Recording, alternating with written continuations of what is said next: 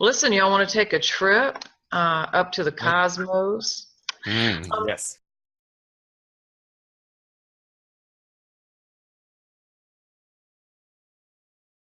And return to the outside space, flowing with cosmic energy.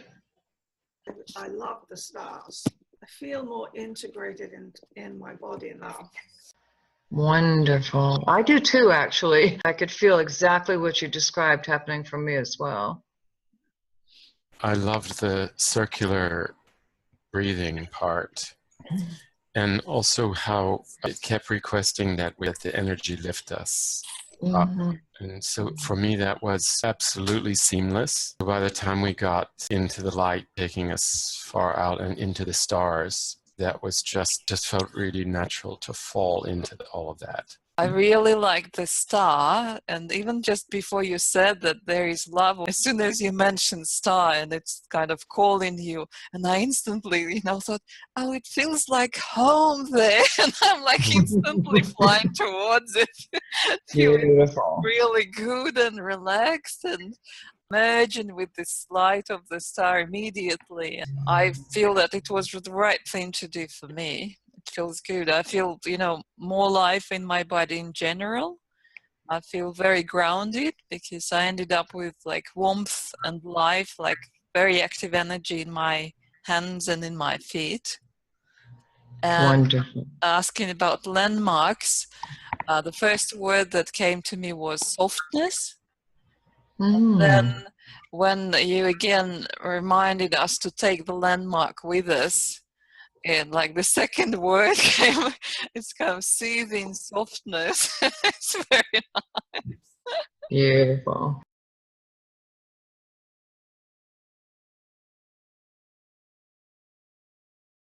It's not, it really is, as you say, Joel, it really is a physical connection to these higher energies. It's not just a mental, emotional, spiritual thing, but there is a literal physical upliftment.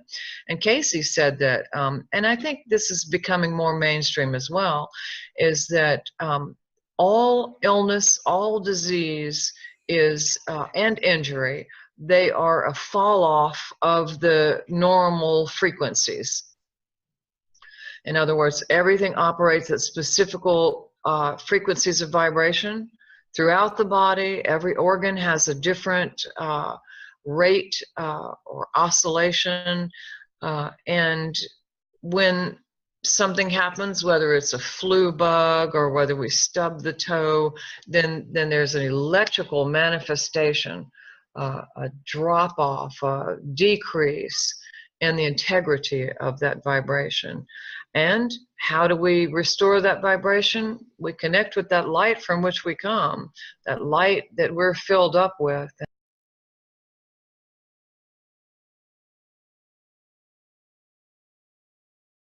Then I wonder if we could turn to you, Elizabeth, and you're a well-known healer and worked very closely with Max Cade and saw, how do you experience getting ready for healing of others, and do you even experience any conceptualization of light with regard to healing? First of all, the whole point of Max's training was to open awareness in no matter what state you're in, whether it's sleep or deep trance or light trance. And he specifically aimed at helping people create the witness in whatever state you're in. So the yoga nidra, when he came across it, was an integral part of that training. Given a book on Swami Satyananda by her osteopath. It was one of the first books that Swami Satyananda Saraswati had written. And we read the Yoga Nidra together and said, hey, this is something else. Let's give it. And she gave the book to Max and in his way, and studied the Yoga Nidra, I think, for probably about 6 months, and then started to integrate it into his classes. And it was the most powerful instrument, really.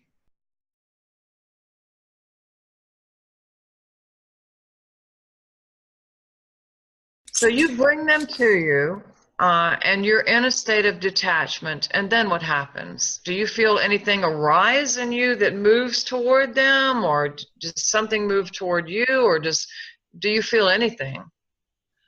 Well, it depends whether it's a hands-on experience or whether it's remote. Okay, so remote, people are usually asking me questions. And I have to say, what I experience foremost is their emotional state. And secondarily, I'm not a medical intuitive. So I can't say, oh yes, this is wrong or that's wrong. But I can feel I sense physical quality of something that is wrong, and I just allow the energy to flow towards it. The energy has its own intelligence. How beautiful. You know, I always feel the same way about that. And of course, there are so many different healing modalities, T-touch, Reiki, start here, say this, make this sign.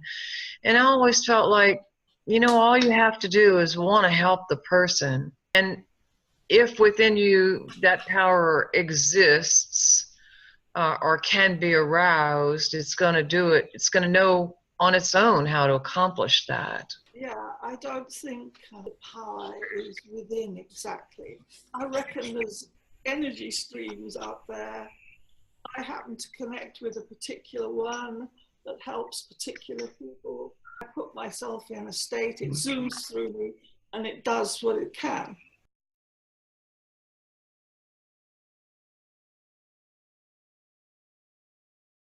How did you get started in this, by the way?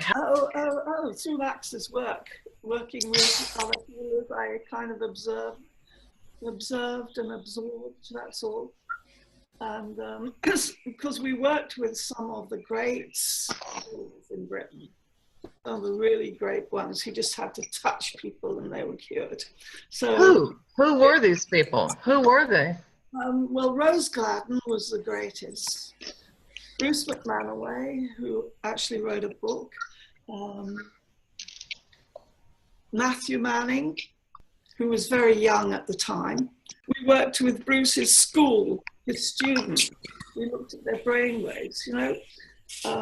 And the awakened mind wasn't necessarily in everyone who was a strong healer. Really? Huh. Variations, all sorts of variations. Was it like big theta and big delta? Some healers just shut down the left hemisphere and would have the awakened mind in the right hemisphere. You know what? I've seen that in Max's book. That was very surprising. Very little activity in the left hemisphere.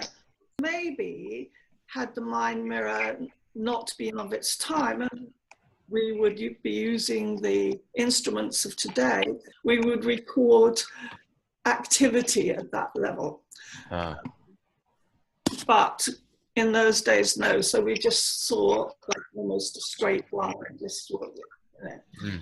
And not frequently, but often enough to know that not every healer works in the same state.